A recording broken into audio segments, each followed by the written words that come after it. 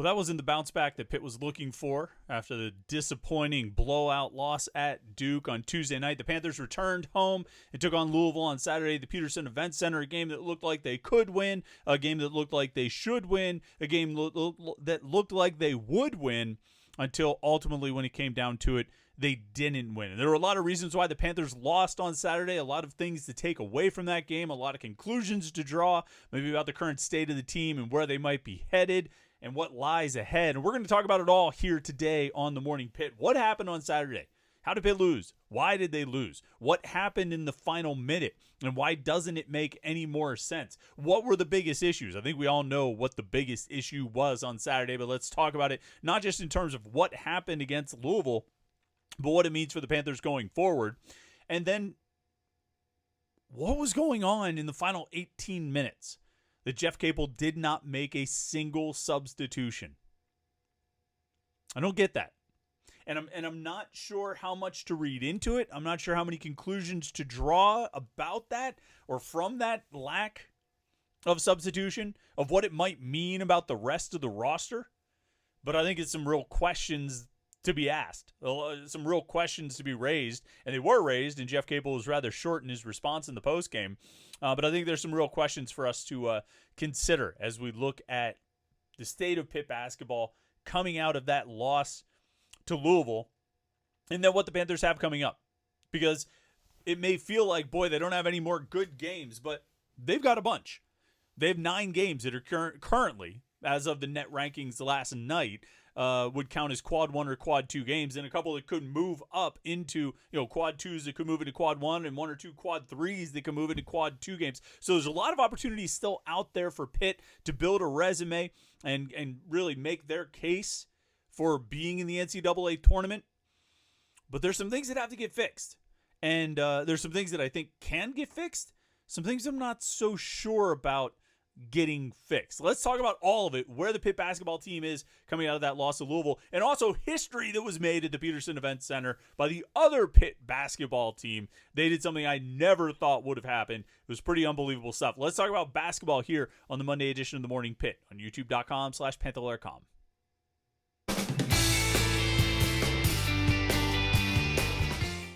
Yeah, I think we were all looking for a big bounce back out of Pitt after that loss at Duke. Really thought that they would come back to the Petersen Events Center, take on Louisville. Big opportunity to get a good win. The Cardinals, after the win over Pitt, as of last night, they're number 35 in the net rankings. Certainly looking like they've taken giant steps forward under Pat Kelsey, replacing Kenny Payne.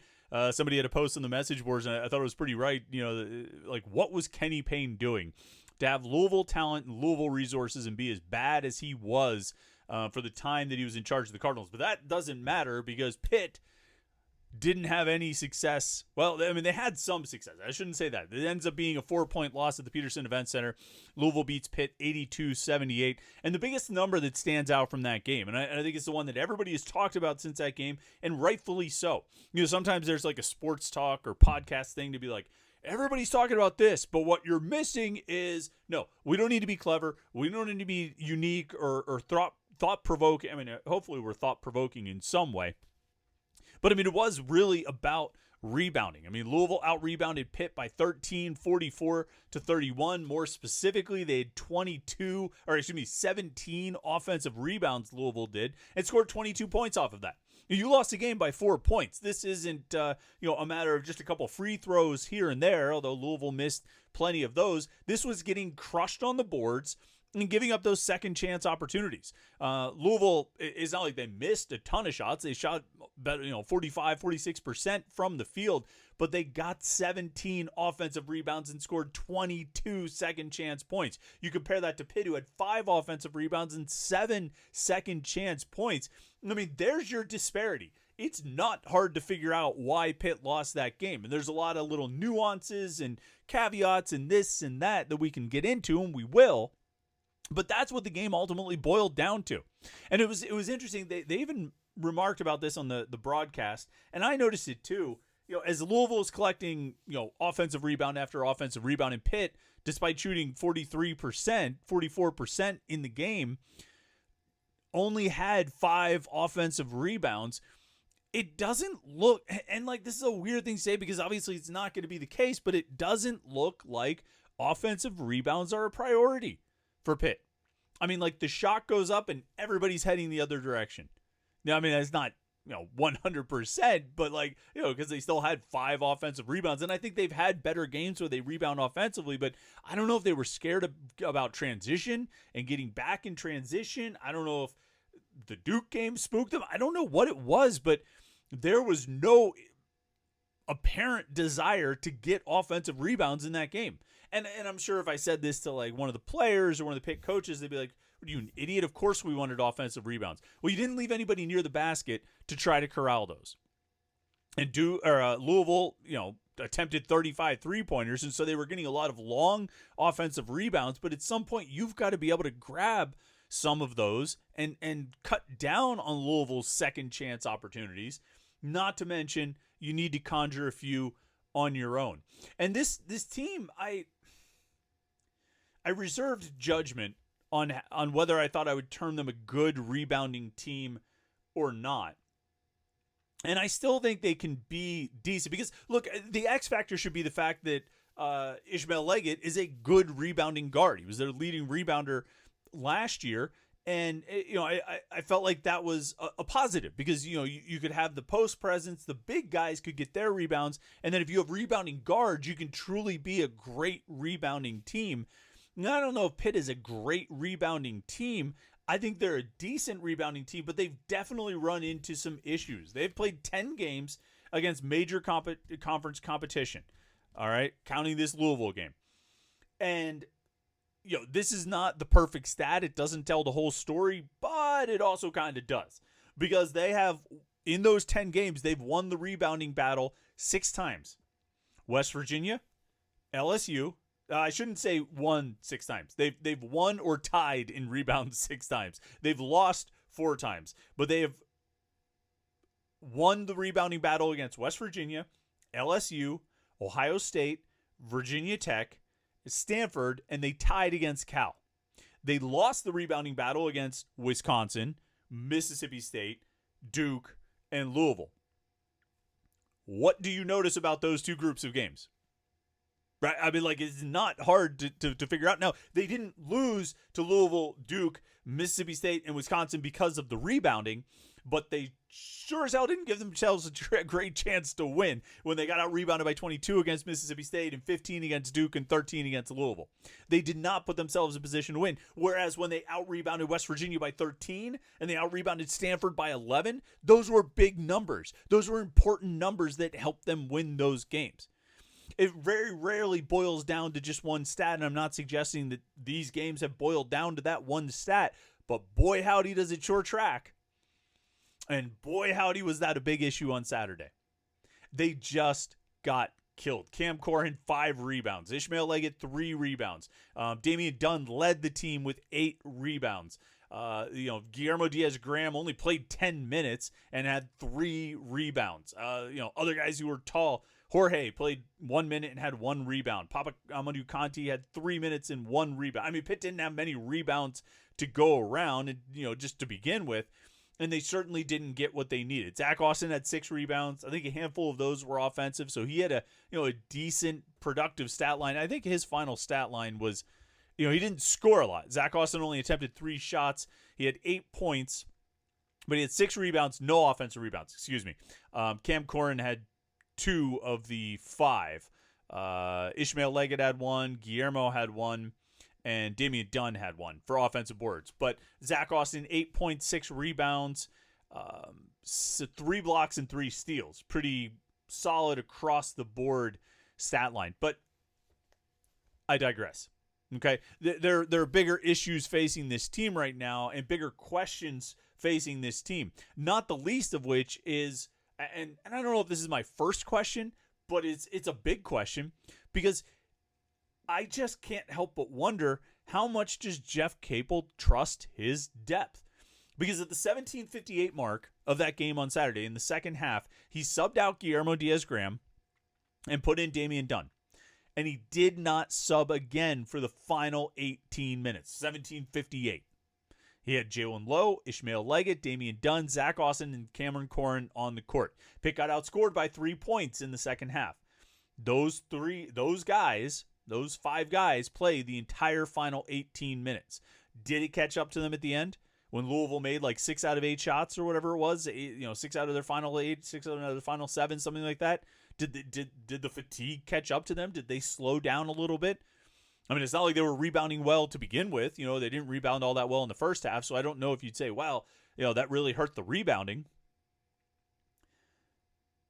But what does it say about Capel's trust in the depth that he never went back to Guillermo Diaz-Graham, that he never went back to Papa Amadou Conti, that he never went back to Brandon Cummings, that he never brought Jorge back into the game, and particularly Guillermo, because Cam Corrin had 5 rebounds. He played 36 minutes, and Pitt's starting center, who has size and is supposed to be a good player in this regard, and I think he had played well. I think he was the only bright spot in the loss at Duke, and I think he had played well for a few games leading into that.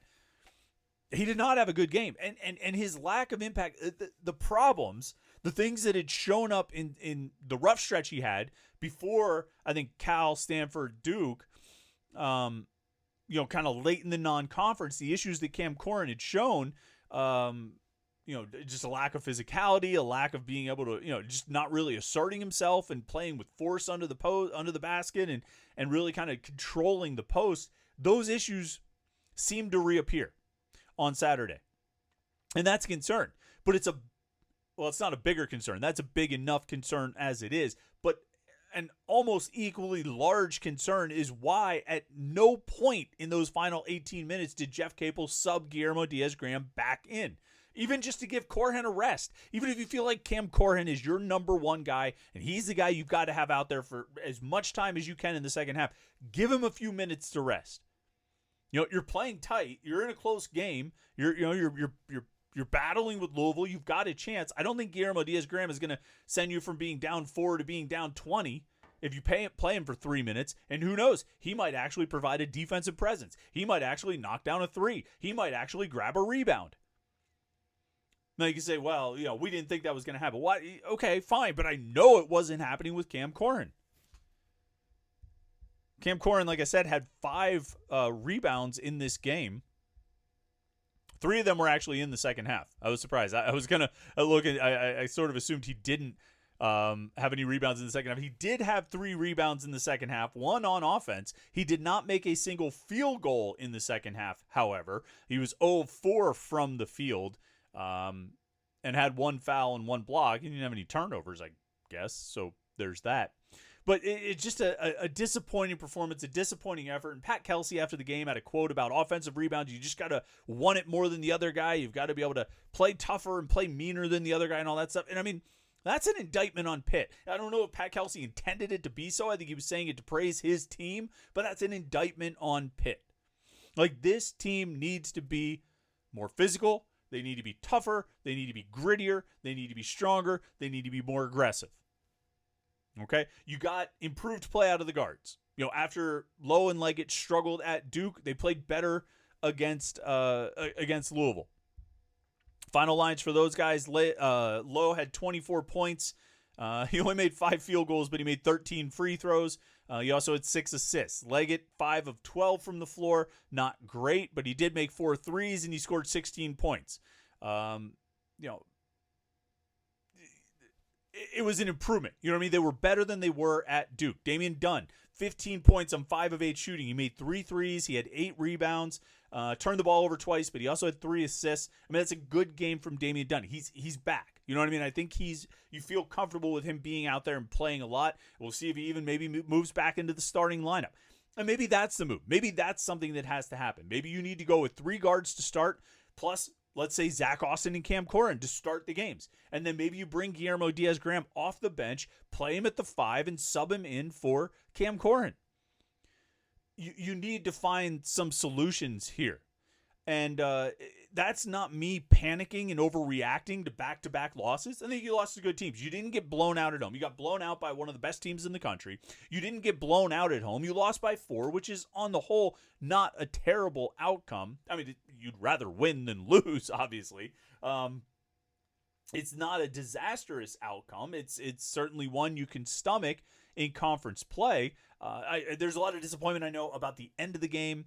There was no reason for Ishmael Leggett to foul. I don't know why he did that, but then once he did that, I don't know why you don't foul immediately and send Louisville, who was 7 of 15 from the free throw line, send them to the line and let them shoot 1-and-1 while you're still down 2. I don't know why any of that happened. It didn't make any sense. I think it was a poor execution at the end of the game on all parts, by the bench and by the players on the court. But I'm not overreacting to that game. I'm not panicking about that game. I'm more overreacting, or maybe just reacting to the circumstances of Jeff Capel not subbing.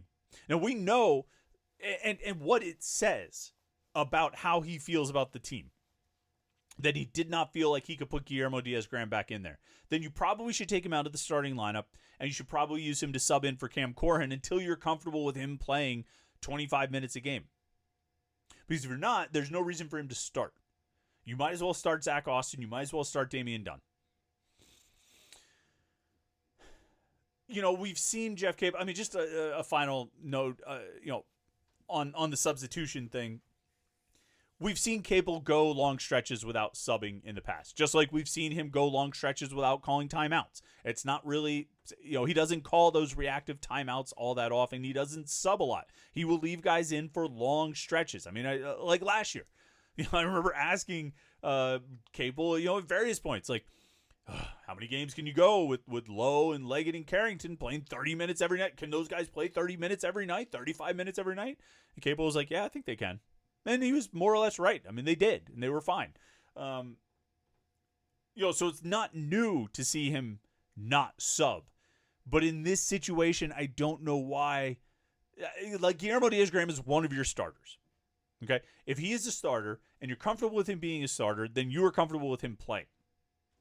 So why don't you use him in the second half of that game? I'm getting too far hung up on that when there are plenty of issues to point to. But I'll set that aside because I still am pretty optimistic about this team. I still think this team can be pretty good. I still think this team can be really good. I still think this is an NCAA tournament team. As of last night, they're number 27 in the net rankings. And, I think there's a feeling of, they're not going to have another chance at a good win. They're ruining all these chances for resume wins. Well, they're going to FSU on Wednesday night. FSU's 71 in the net ranking as of last night. So that would be a quad 1 game. They host Clemson next Saturday. Clemson's in the top 40. That will be a quad 2 game. And Clemson's number 38 in the net rankings. If they climb to 30 or better, it'll be a quad 1 game. They go to Syracuse after that. Syracuse is 143. The cutoff for a quad 3 to quad 2 game is 135. So they're like right on the cusp right there, 143 to 135.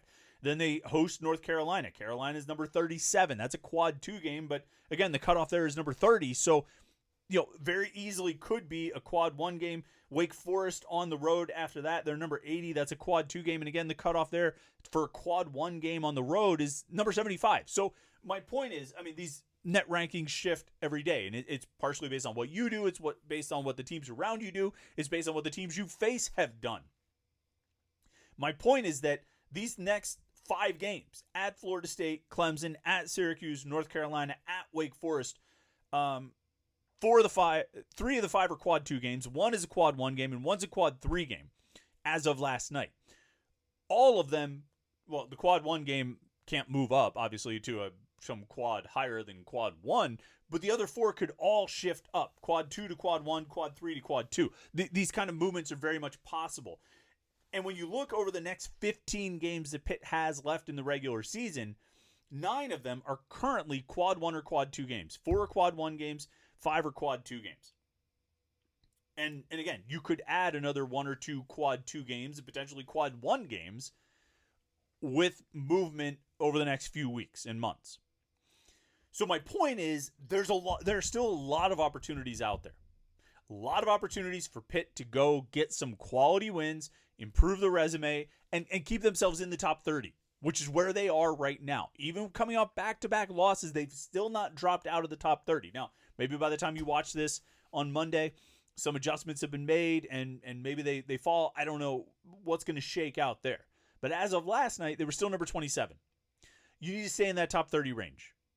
And then you've given yourself a shot. You've put yourself in position to make the NCAA tournament, and it's still there. It's still there, even though the Duke game was an embarrassment of a blowout. The Louisville game was a giant missed opportunity and disappointing as such. This team still has Low and Leggett. Damon Dunn looks like he's going to be really good and get back right on track like he was. Zach Austin, I think, still is a sort of a surprise three-point threat out there. Guillermo can knock down threes. Jorge can come in and knock down threes. Cam Corhin, you got to be tough, man. You got to be tough and physical, and he needs to play that way. And I don't know if that can grow or develop over the course of a season, but I think he will have more useful games than he had on Saturday. I think he'll have useful games where he looks kind of like he did against Duke, and even the Stanford and Cal games where I think he was playing better. I think he'll have more games like that over these 15. And then I still am going to continue to advocate for Papa Amadou Kanti. I don't know. My faith hasn't been totally shaken when it comes to Amsal Delilich, but it's getting closer and closer. But the point is, there's still a lot of opportunities on this schedule for good quality wins to build the resume. And this is still a good quality team.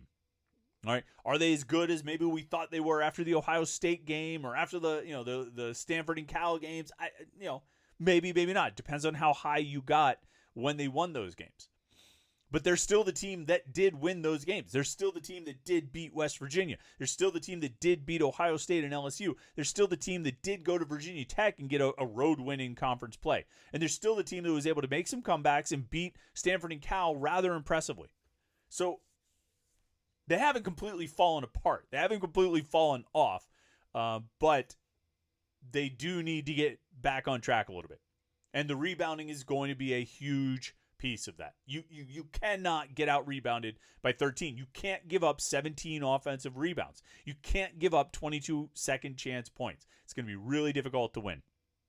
Now, it's really difficult to win when you're down, you trail another team by 32 points in the first half of a game. But that's what the Pitt women did yesterday and engineered the largest regulation comeback in NCAA history. NCAA women's basketball history was made yesterday at the Petersen Events Center when Pitt fell behind by 32 points in the final 2 minutes of the first half, only to come back, get a perfect third period where they outscore SMU 28-0 and win the game 72-59. In the second half, Pitt held a scoring advantage of 54-10. I don't know where this Pitt women's basketball team is going. I don't know where this program is headed. They've been falling on some hard times, and when they were down 32 to SMU, it looked like they were well on their way to another one. But by God, they came back and scored a huge comeback win. Again, the biggest comeback in NCAA women's basketball history. Amazing stuff. Congratulations to them. That's a heck of a win. Really impressive performance. Because I was seeing the score when they were down by a lot, and I was like, well, that's going to do that. But apparently not. Apparently, Pitt women had a little something extra in them. So good for them. Good for them. All right, listen, make sure you like this video and subscribe to youtube.com/Panther-Lair.com. That way you don't miss any of our Pitt video content. And then check out the website Panther-Lair.com. We'll have a film breakdown of what happened in the Louisville game. That'll be posted later today at Panther-Lair.com, so make sure you tune in for that and then go to the message boards to talk about it with other Pitt fans. Panther-Lair.com, Pittsburgh.rivals.com for all the Pitt sports coverage you can handle. Like and subscribe. Have a great Monday, and we will catch up with you tomorrow for the Morning Pitt right here on youtube.com/Panther-Lair.com.